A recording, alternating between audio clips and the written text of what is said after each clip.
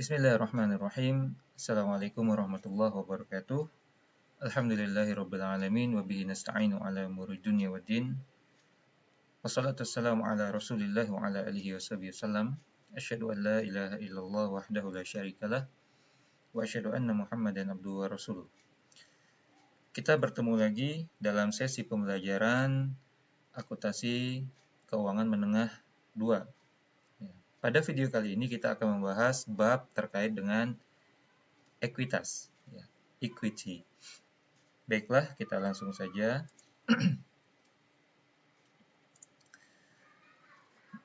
Baiklah, terkait dengan ekuitas ini ada 4 learning objectives, ada 4 tujuan pembelajarannya.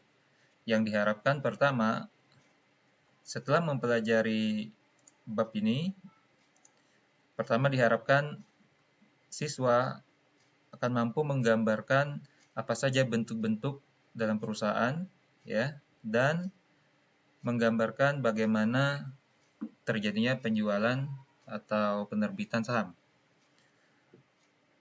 Kemudian yang kedua, diharapkan untuk mampu menjelaskan bagaimana akuntansi dan pelaporan saham treasury. Nanti kita akan bahas apa itu saham treasury, treasury shares. Yang ketiga, diharapkan agar para siswa mampu menjelaskan bagaimana hal-hal apa saja yang terkait dengan akuntansi dan pelaporan dividen. Dan yang terakhir, keempat, yaitu diharapkan siswa mampu menunjukkan bagaimana menyajikan dan menganalisis ekuitas di dalam laporan keuangan. Masing-masing tujuan ini akan kita buat dalam video yang terpisah. Baiklah.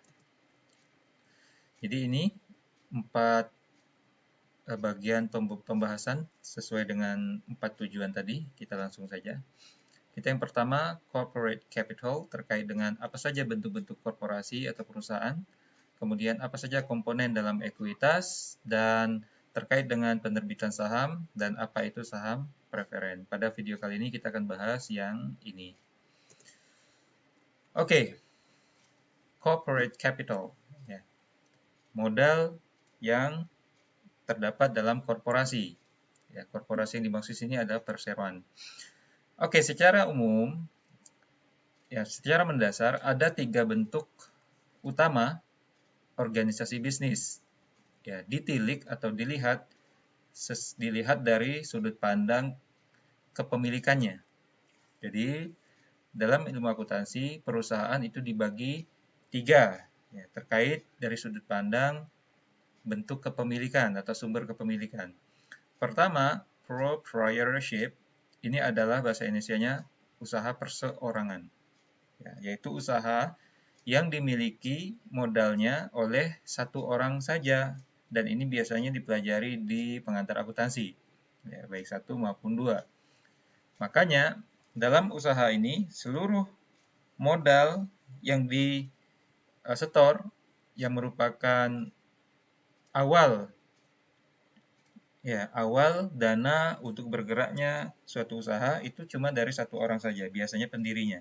Maka dalam hal ini, bagian ekuitasnya akan muncul modal Tuan A. Jadi misalkan Tuan A yang memiliki modal dan mendirikan usaha tersebut, maka akan muncul modal Tuan A. Dan tentu saja biasanya akan muncul di bawahnya juga, masih di bagian ekuitas itu prive, prive Tuan A.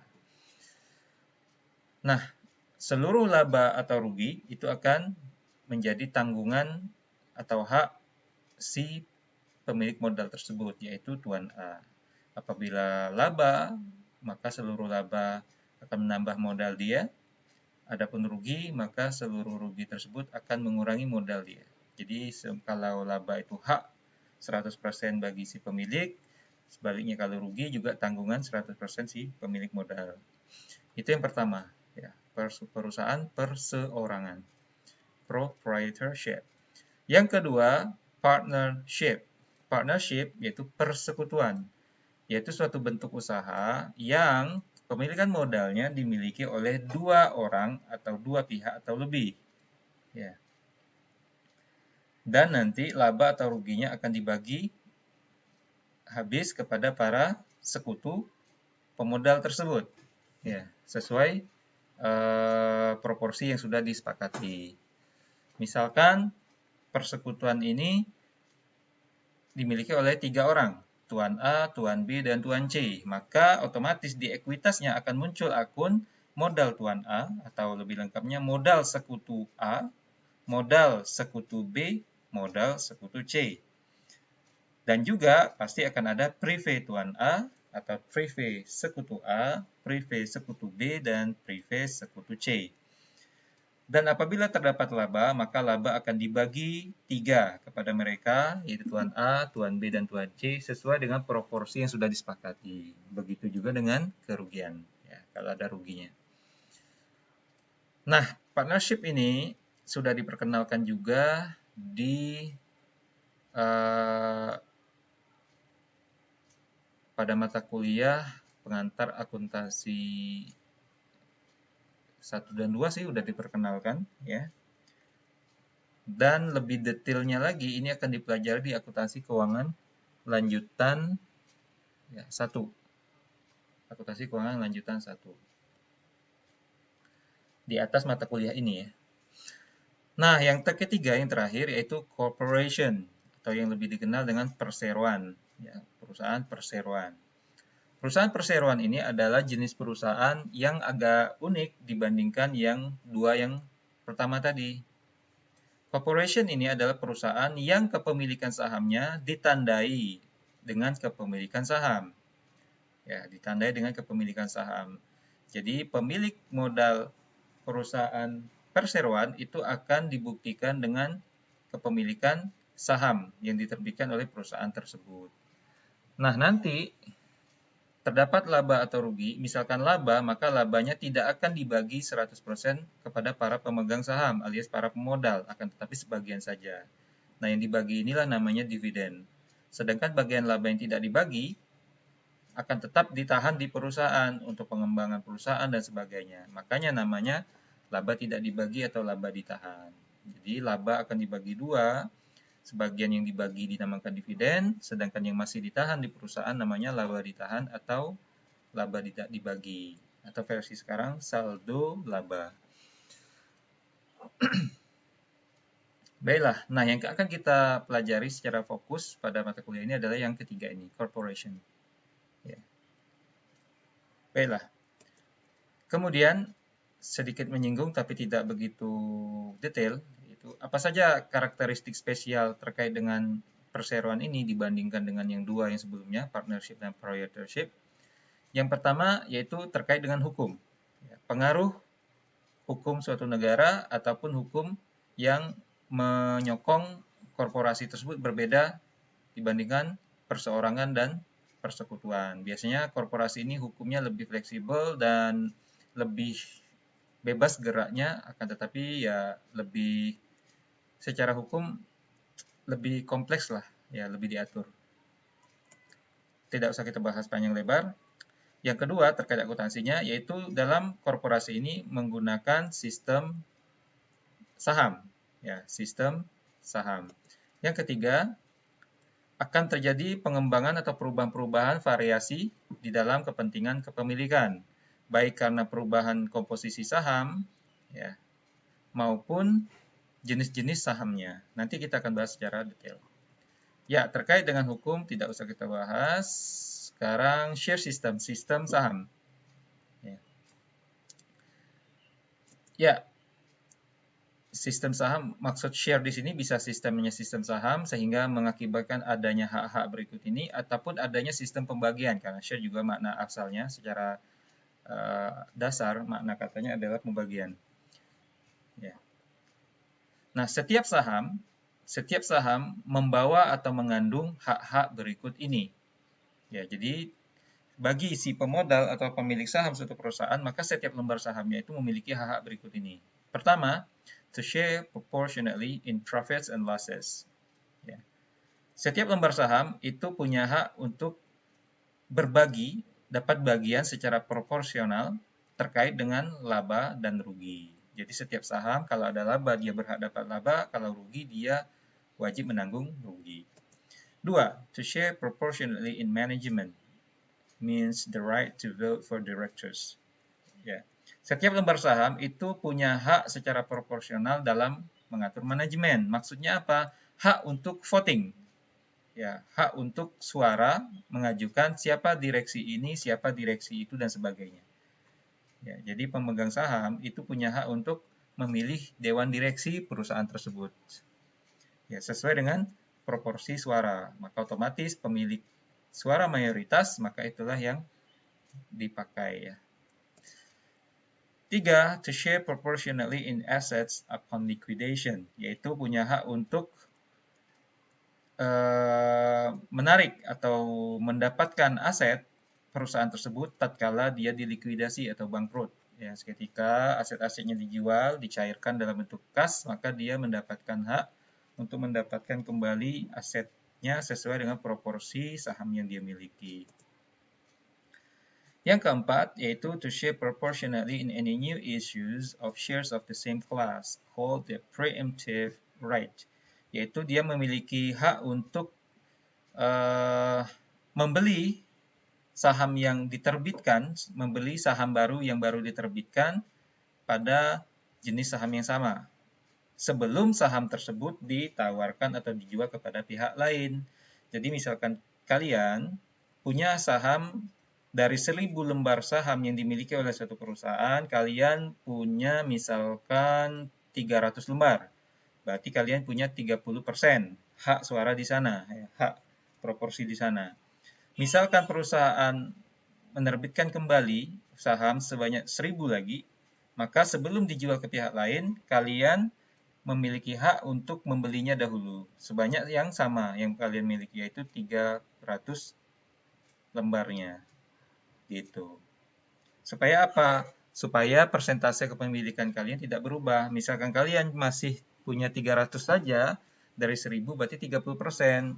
Ketika diterbitkan 1000 saham baru, maka apabila kalian tidak membeli, kalian tidak memiliki 30% lagi, tapi tinggal 15%, karena kalian cuma punya 300 lembar dari 2000 lembar. Maka kepemilikan kalian langsung kepotong setengah. Makanya pemilik saham ini diberikan tawaran terlebih dahulu. Dia berhak untuk ditawarkan terlebih dahulu mau beli supaya tetap 30%, sehingga dia beli lagi 300, jadi dia punya 600 lembar atau tidak. Kalau dia mau, maka silakan. Kalau dia tidak mau, maka akan ditawarkan kepada pihak luar. Kemudian, apa karakteristik yang ketiga tadi? Yaitu variasi kepemilikan, ya, kepentingan kepemilikan. Ada dua jenis saham yang paling utama, yaitu ordinary shares, saham biasa, dan preference shares, saham preferen. Apa itu saham biasa? Saham biasa itu secara karakteristik utamanya, dia pertama menanggung risiko kerugian yang paling pertama maju ke depan adalah dialah yang menanggung risiko kerugian. Jadi jenis saham biasa ini adalah saham yang apabila terjadi kerugian, dialah yang di garda terdepan yang akan menanggungnya. Oke, kemudian akan tetapi dia pula yang menerima manfaat yang paling besar terkait dengan kesuksesan perusahaan memperoleh laba. Jadi misalkan perusahaan memperoleh laba agak besar, maka yang paling banyak dapat labanya itu yaitu ya saham biasa ini. Di sisi lain, saham biasa ini tidak dijamin bakalan dapat dividen terus tiap tahun. Ya. Jadi pemilik saham biasa tidak dijamin setiap tahun bakalan dapat dividen, yaitu bagian dari laba. Karena dividen ini tidak mesti tiap tahun dibagi. Bisa dibagi, bisa tidak. Tergantung jumlah labanya besar atau kecilnya atau ruginya. Jadi kalau besar mungkin dikasih, kalau tidak besar atau bakal rugi maka tidak dibagi. Maka lewatlah tahun tersebut dapat dividen. Juga misalkan terjadinya kebangkrutan, apakah perusahaan tersebut bakalan mengembalikan aset sesuai dengan komposisi saham dia? Belum tentu juga. Jadi saham biasanya tidak dijamin. Berbeda dengan saham preferen. Nah, saham preferen ini khusus dibuat dengan kontrak perjanjian, yaitu apabila si pemegang saham itu bersedia mengorbankan beberapa hak tertentu, ya, tapi konsekuensinya dia akan dapat hak istimewa di sisi yang lain. Biasanya terkait dengan dividen, alias Setiap tahun dia akan diberikan hak dapat dividen terus. Mau perusahaan tersebut labanya besar, labanya kecil, atau bahkan rugi, apabila tidak dibagi dividen pada tahun tersebut, berbeda, saham preferen tetap dapat dividen. Oke. Apa saja komponen dalam ekuitas? Ya, ekuitas sering di subklasifikasi, ya dibagi lagi di dalam kelompok ekuitas itu, ya. Di dalam ekuitas itu ada item-itemnya dibagi, yaitu dalam neraca atau laporan posisi keuangan ke dalam kategori berikut ini. Ya. Pertama, share capital, modal saham. Ya, modal saham ini nanti ada modal saham biasa, modal saham preferen gitu ya. Kemudian share premium, premium saham. Premium saham ini dipakai untuk kelebihan atau kekurangan penjualan saham di atas atau di bawah nilai pari. Jadi apabila saham dijual di atas nilai nominal atau nilai pari, maka akan dapat share premium di kredit. Sebaliknya, apabila dia di bawah nilai pari atau nilai nominal, share premiumnya akan dapat didebet alias rugi. Kalau di versi Amerika ini dikenal dengan agio saham atau disagio saham. Yang ketiga, ya, kategori yang ketiga itu retained earnings, laba ditahan atau laba tidak dibagi atau saldo laba, ya namanya gitu ya. Keempat, accumulated other comprehensive income, akumulasian pendapatan komprehensif yang lain. Yang kelima, treasury shares, saham treasury. Jadi ada 5 kelompok utama dalam ekuitas. Jadi ekuitas itu ternyata isinya banyak ya. Ini baru kelompoknya, nanti ini dibagi-bagi lagi. Nah, ternyata ada 6. Yang keenam yaitu terakhir ini non-controlling interest, minority interest, yaitu kepentingan non-pengendali atau kepentingan minoritas, yaitu di dalam neraca atau laporan posisi keuangan harus disajikan berapa persentase kepemilikan non-pengendali dan berapa rupiahnya, gitu ya. Baiklah, berikutnya berarti dari penjelasan yang di atas, maka kita bisa simpulkan ya. Komponen ekuitas itu terdiri dari 2 sumber utama. Ya, 2 sumber utama ekuitas itu pertama contributed capital, yaitu modal yang disetor, yang dibayar, yaitu pertama saham biasa, ya, akunnya, dan saham preferen. Nanti kalau jual belinya di atas atau di bawah nilai pari akan ada premium saham. Yang kedua, gain capital, yaitu yang berasal dari sumber modal yang berasal dari operasi dia sendiri, hasil kerja perusahaan tersebut sendiri, yaitu laba ditahan. Jadi laba ditahan ini nambah ekuitas. Nanti saham-saham modal saham ini dan laba ditahan akan dikurangi saham treasury. Oke. Kemudian pengeluaran atau penerbitan saham yang terkait masalah akuntansinya adalah berikut ini.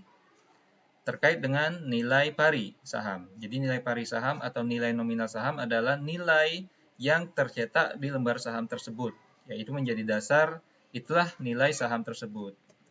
Yang kedua, no par shares. Ada jenis saham yang tidak memiliki nilai pari, yaitu tidak memiliki nilai nominal. Yang ketiga, terkait dengan masalah akuntansi, yaitu apa? Penjualan saham yang dikombinasikan dengan surat berharga lain, seperti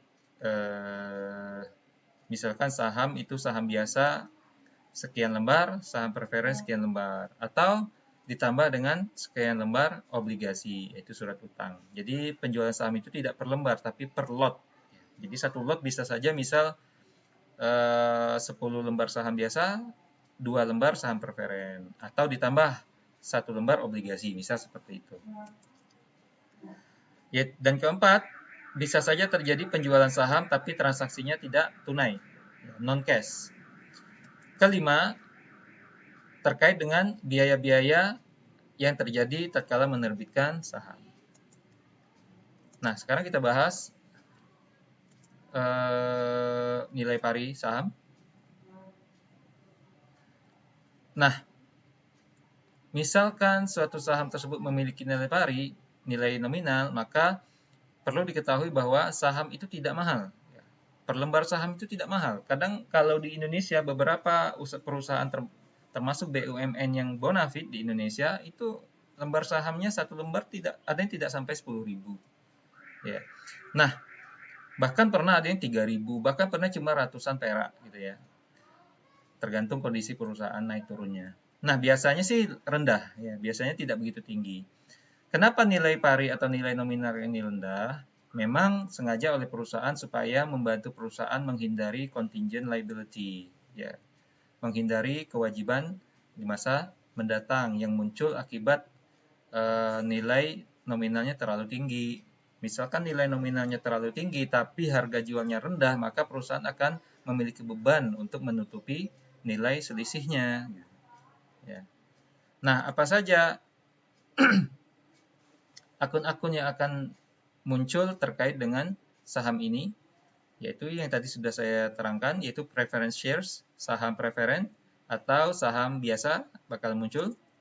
Kemudian muncul saham premium saham, premium saham. Nah, no par shares. Berbeda dengan saham yang memiliki nilai pari akan ada share premium, maka pada no par share tidak akan ada premium, ya. Karena dia tidak memiliki nilai nominal yang menjadi selisih antara harga pasarnya dengan harga nominalnya. Tapi nanti ada kondisi-kondisi tertentu yang bakalan muncul. Kita lihat saja. Kenapa ada saham yang tidak memiliki nilai pari atau nilai nominal? Ada beberapa alasan. Ya. Pertama, yaitu tadi, untuk menghindari kewajiban di masa yang akan datang. Kewajiban yang muncul gara-gara adanya selisih nilai pari di atas nilai pasar. Apabila dia tidak memiliki nilai pari, maka nilai pasarnya itu yang dianggap menjadi nilai saham itu sendiri. Jadi tidak akan ada selisih antara nilai nominal dengan nilai pasar. Wong nilai nominalnya saja tidak ada, gitu maksudnya ya. Jadi disengaja. Kedua, untuk menghindari kebingungan, menghindari kebimbangan terkait dengan mencatat nilai saham tersebut terkait dengan nilai parinya atau nilai pasarnya, nilai wajarnya. Ya. Jadi memiliki beberapa alasan adanya saham tanpa nilai pari ini. Akan tetapi ada suatu ketidakuntungan, ya.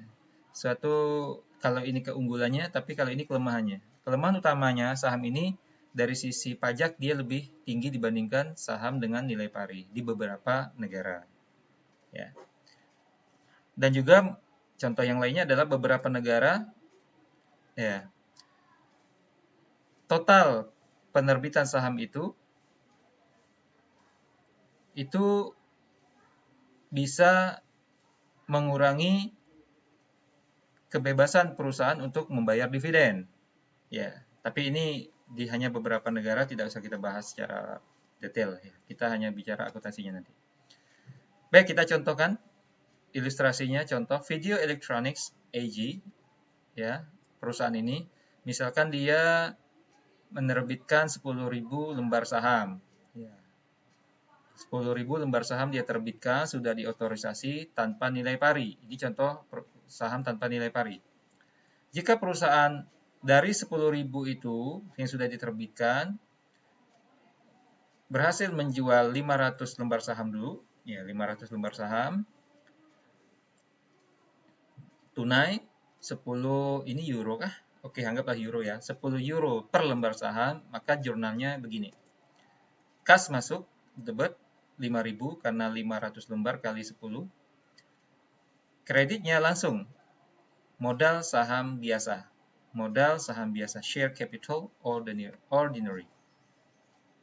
Nah, kalau di saham dengan nilai pari biasanya pasti ini yang dicatat modal saham biasanya senilai nominal, nanti akan ada share premium, ya, premium saham sekian kalau ada selisih dengan nilai pasar. Nah, karena ini tidak ada nilai pari, maka nilai pasarnya itu langsung dicatat tanpa ada premium. Jadi langsung saja kas pada modal saham biasa. Nah, misalkan berikutnya, beberapa hari berikutnya berhasil menjual lagi 500, tapi harganya 11, maka nyatatnya ya sama seperti ini. Kas masuk 5.500, modal saham biasa 5.500. Sederhana sekali.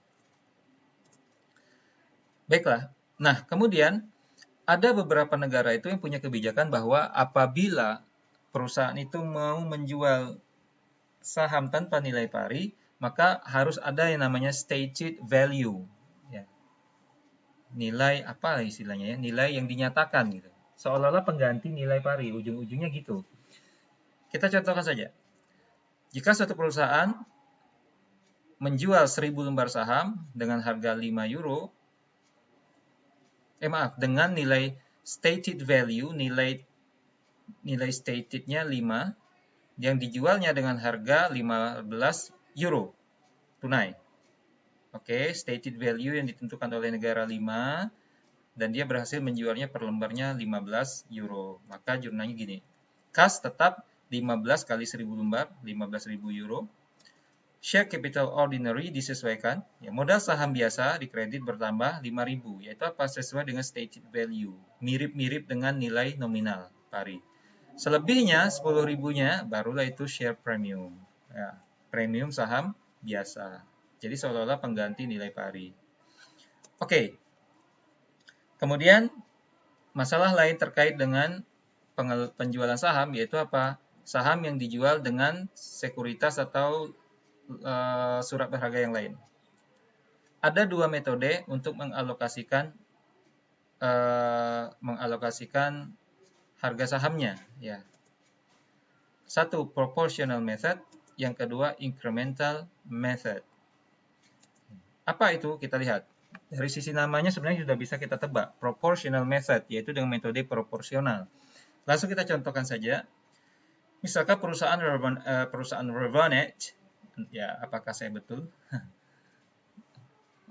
menyebutnya, ya, menjual 300 lembar saham, ya, dengan nilai pari 10 dolar saham biasa. Jadi 300 lembar saham biasa nilai parinya 10 dolar dan 100 lembar saham preferen dengan harga per lembarnya 50. Ya, harga per lembar nilai parinya. Nah, 300 lembar saham biasa dan 100 lembar saham preferen ini dijual total secara lump-sum. Secara bundelan gitu ya. Dibundel secara gelondongan sebesar 13.500 dolar.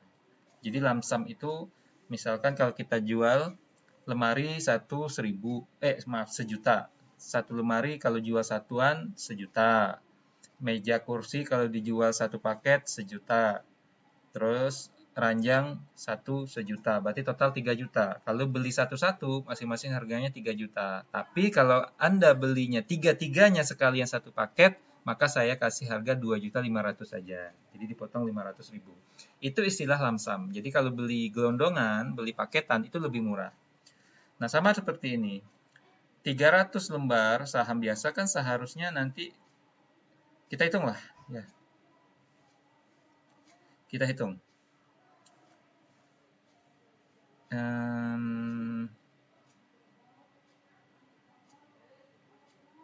Baiklah, sebentar saya lihat dulu.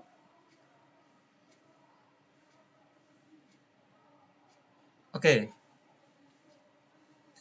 Kemudian saham biasa ini, data berikutnya ya. Data berikutnya saham biasa ini nilai pasarnya adalah 20 dolar, berarti 2 kali lipat dari nilai parinya. Dan saham biasa itu 90 dolar, di atas 50 ya.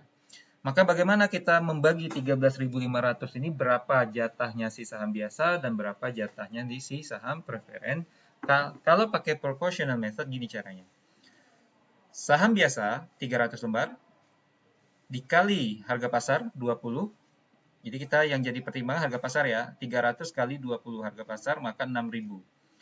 100 lembar dikali 90 harga pasar 90 maka 9.000. Total 15.000. Jadi nilai pasarnya sebenarnya 15.000.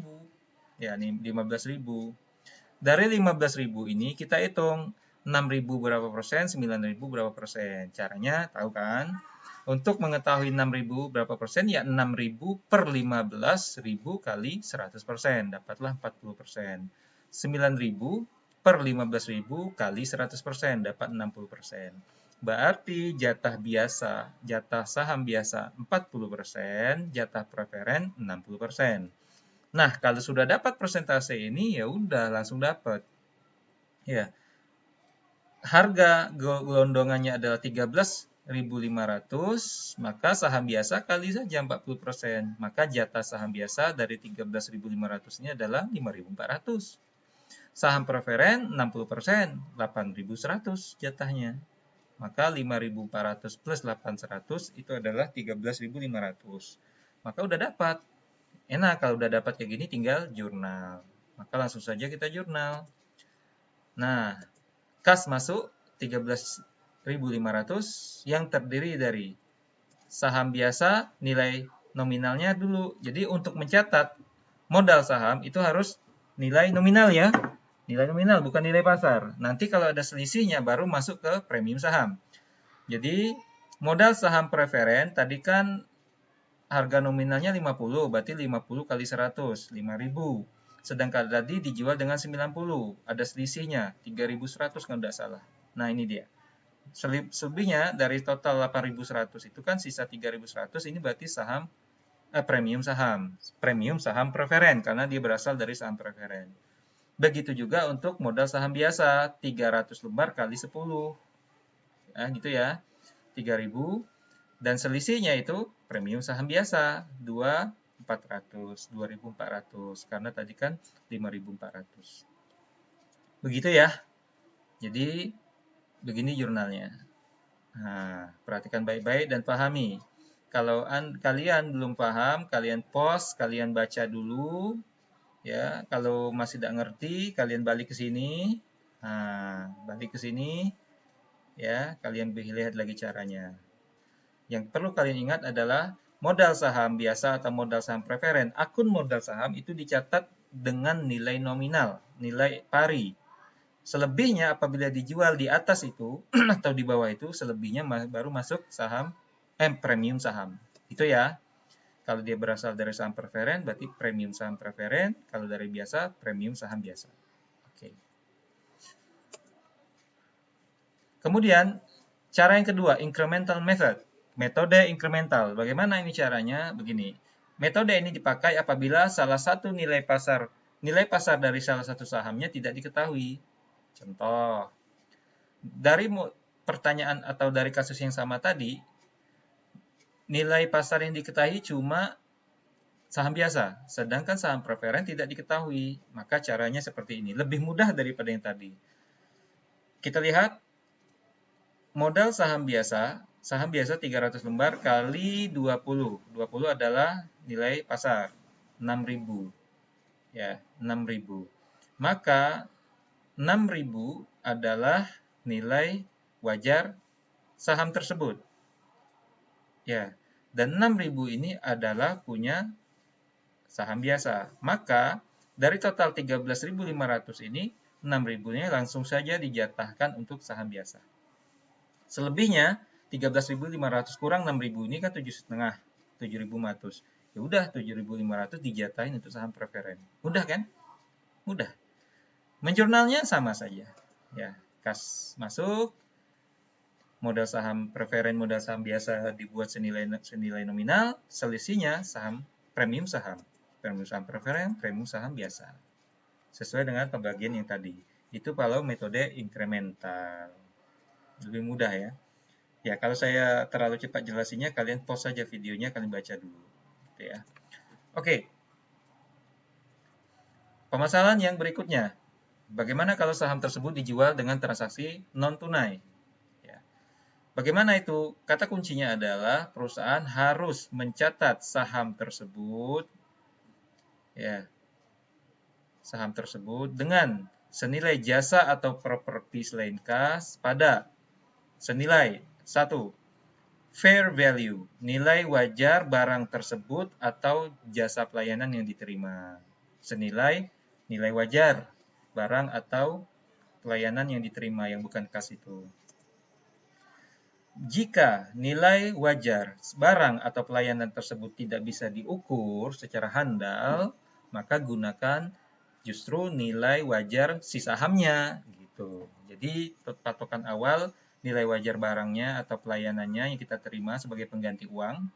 Kalau tidak, maka justru nilai pasar sahamnya.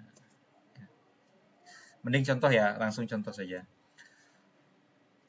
Beberapa transaksi berikut terkait dengan penerbitan 10.000 lembar saham ya dengan nilai pari 10 euro itu saham biasa. Terkait dengan apa? Dibayar pakai paten gitu. Jadi seolah-olah gini. Ada orang pihak membeli saham kita 10.000 lembar saham yang nilai parinya 10 euro tapi dia bayarnya bukan pakai duit tapi pakai paten. Nah, kemungkinan pertama perusahaan tidak bisa menentukan berapa nilai wajar si paten. Ya. Yang tahunya nilai wajar saham dia adalah 140.000. Jadi nilai nominalnya kan 100.000 nih. Nilai pasarnya 140.000. Nilai pasar sahamnya. Patennya tidak tahu, maka jurnalnya gini. Jadi langsung saja. Ya, 140.000 ini dianggap menjadi nilai patennya. Maka paten bertambah, masuk paten karena paten ini adalah aset ya. Aset tak berwujud. Masuklah paten 140.000 ngambil dari nilai wajar sahamnya. Kemudian modal saham biasa tentu senilai nominal 100.000, 10 kali 10.000 lembar, dan selisihnya premium saham biasa 40.000. Oke, seperti itu ya. Kondisi yang kedua, justru perusahaan Marlowe tidak bisa mengetahui berapa nilai pasar saham dia, akan tetapi yang dia tahu paten tersebut kayak-kayaknya gitu ya. Pokoknya paten tersebut bisa dipastikan nilainya 150 euro. 150.000 euro. Ya udah langsung saja kita nilai pakai ini. Patennya bertambah 150.000 masuk karena dipakai buat bayar saham. Modal sahamnya ya senilai nominal 100.000, 50-nya premium. Begitu. Jadi tidak usah pusing-pusing ya. Mana yang kita tahu nilai pasarnya kita pakai aja. Yang ketiga. Nah, ini lebih lagi nih. Perusahaan tidak bisa menentukan nilai wajar baik sahamnya maupun patennya. Nilai sahamnya nggak tahu, nilai patennya nggak tahu, nilai wajarnya ya. Maka dalam kondisi seperti ini, maka kita membutuhkan konsultan independen, ya, konsultan luar untuk menilai. Maka kita butuh appraisal, penilaian oleh ahlinya. Misalkan si konsultan itu dengan ilmu dan dengan data dan dengan segala pendukung dia lah ya, yang dia bisa, dia dapatkan bahwa nilai paten tersebut adalah 125.000. Ya sudah, kalau seperti itu kita pakai penilaian tersebut. Paten bertambah 125.000, modal saham biasanya pasti 100.000, sisanya 25.000 berarti premium saham. Oke. Mudah-mudahan jelas ya. Kemudian, terkait dengan biaya-biaya yang terkait dengan penjualan saham. Ada biaya langsung. Ya, biaya langsung yang memang itu tuh biaya yang terjadi gara-gara untuk menerbitkan saham tersebut. Yang apabila dia sedang tidak menerbitkan saham, ya tidak terjadi biaya tersebut. Seperti biaya, ini biaya semacam biaya hukumnya lah ya, notaris kayak atau apalah ya yang di bursa sahamnya. Kemudian beban-beban hukum, akuntansi, kemudian beban pencetakan, pajak. Nah, direct cost, biaya-biaya langsung seperti ini dimasukkan, ini akan mengurangi selisih lebih yang terdapat dalam nilai pasar. Jadi misalkan akan ada premium saham kan, maka premium sahamnya itulah yang bakalan dikurangi, dipotong untuk menombokin biaya ini. Jadi biaya ini langsung dipotong ke premium sahamnya. Ya, premium sahamnya. Jadi jangan bikin beban underwriting, beban pengurusan hukum, beban pencetakan, beban pajak, tidak usah. Jadi berapa biaya ini langsung potong ke premiumnya. Jadi premiumnya catat sebesar nilai premium total dikurangi biaya-biaya ini dulu. Jadi itulah sisa premiumnya. Oke, nah sekarang kita pelajari saham preferen. Apa itu saham preferen? Saham preferen memiliki beberapa fitur khusus. Ya. Preference itu berasal dari kata-kata prefer, lebih suka, ya, lebih memilih. Jadi dia lebih ke memilih ke beberapa hak-hak tertentu saja. Pertama, dia lebih diutamakan terkait dividen, yaitu setiap tahun dia akan selalu diutamakan dapat dividen, selalu rutin. Kedua, dia selalu dapat pertama diutamakan untuk mendapatkan pengembalian aset apabila terjadi kebangkrutan. Ketiga, saham preferen ini bisa di-convert, bisa diubah ke saham biasa. Ya, saham biasa tidak bisa diubah ke saham preferen. Keempat, saham preferen ini di sisi lain dia bisa ditarik kapanpun atau pada tanggal tertentu yang sudah disepakati oleh perusahaan dengan pemegang sahamnya. Jadi jenis saham preferen ini memang sudah dibuat bahwa dia bisa di-call, bisa ditarik kembali oleh si perusahaan pada tanggal-tanggal yang sudah mereka sepakati. Kelima, saham preferen ini tidak memiliki hak suara. Jadi dia minta hak istimewa terkait dividen dan pengembalian aset apabila bangkrut, tapi dia mengorbankan hak suara dia.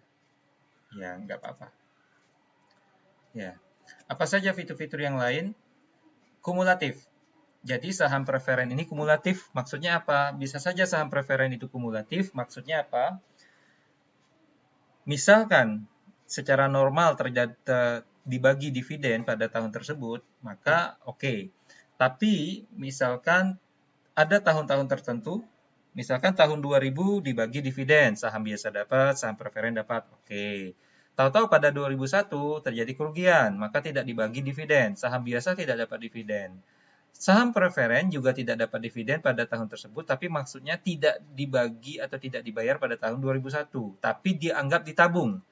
Ya, dia akan dapat nanti apabila tahun 2002 dapat dividen, alhamdulillah misalkan untungnya lumayan besar, maka dia saham preferen ini akan dibayar 2 kali dividen, yaitu dividen tahun 2001 yang kemarin tidak dapat plus 2002. Jadi maksudnya gini, apabila pada tahun-tahun tertentu tidak dibagi dividen, saham preferen tetap dapat, cuma ditunda.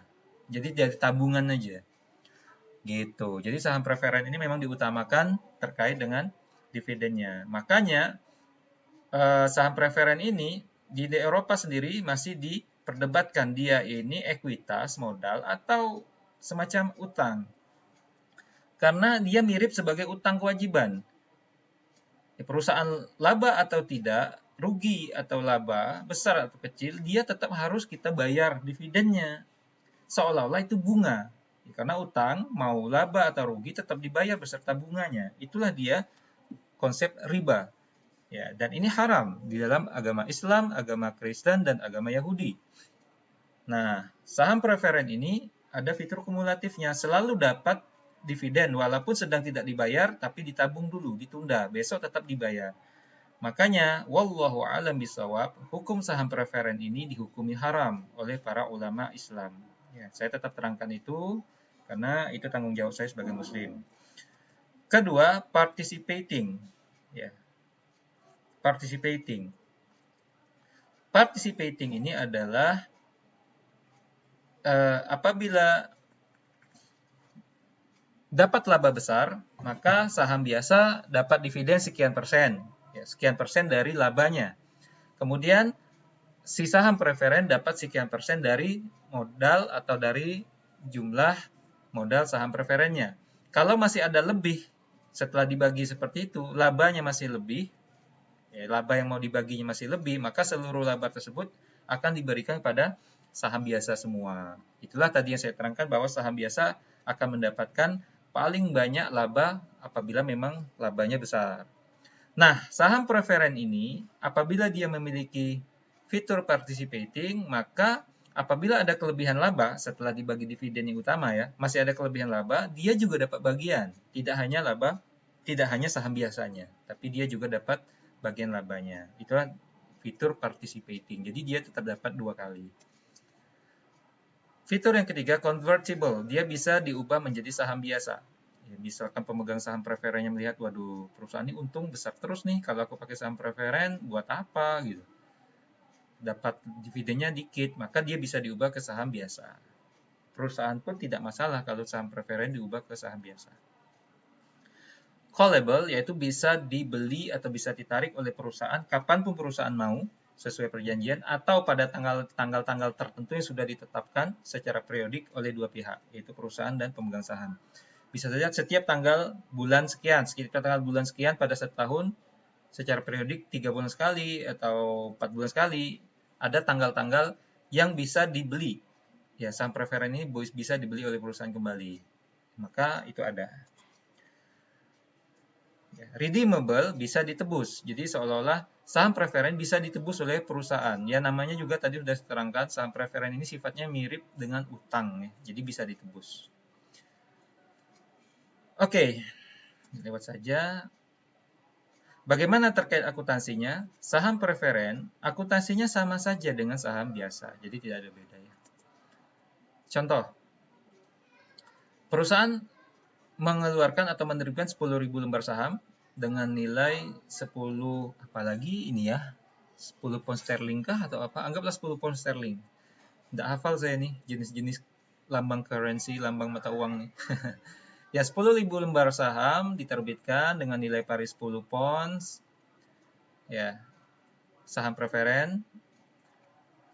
Tapi harga pasarnya 12 pound sterling misalkan. Maka jurnalnya seperti biasa, kas masuk 120, yaitu 12 pound dikali 10.000 lembar saham nilai pasarnya. Kemudian modal saham preferennya senilai nominal, berarti 100.000, 10 kali 10.000. Dan premium saham preferen 20.000. Ya udah, seperti ini. Sama seperti modal saham biasa. Oke.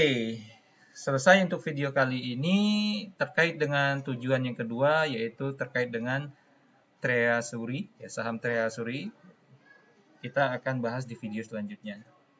Baiklah, wassallallahu ala nabi Muhammad wa ala alihi wasallam. Subhanakallahumma bihamdika asyhadu an la ilaha illa anta astaghfiruka wa atubu ilaik. Assalamualaikum warahmatullahi wabarakatuh.